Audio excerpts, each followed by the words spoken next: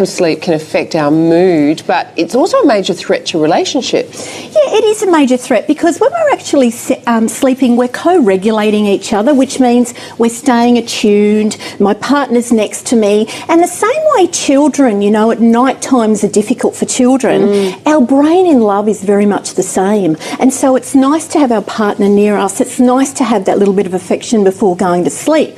And for some, it can even help prevent depression and anxiety that can quite often rise up at night. Yeah, well, during the night, you know, it can be difficult because a lot of us can't control what we do while we're fast asleep.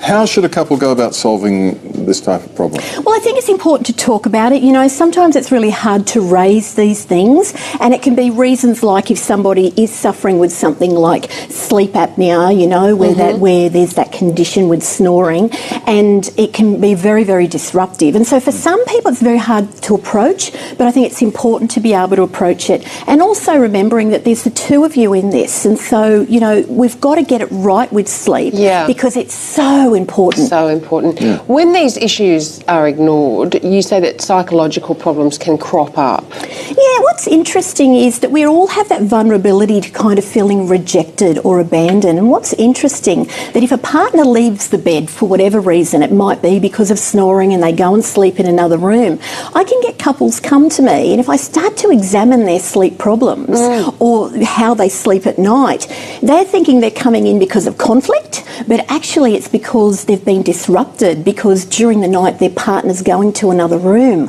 and that can really trigger old memories or childhood issues, and that can really show up for a couple. So sleep's really important. Sorry, Dickie, I was just going to say, because if you know, obviously a lot of people sleep better when they're in the bed on their own, get a much more rested night of sleep. But if you and your partner are sleeping separately, then in your head you'd be going, our relationship's in trouble. That's right. And it creates that sense of loss, that sense of abandonment.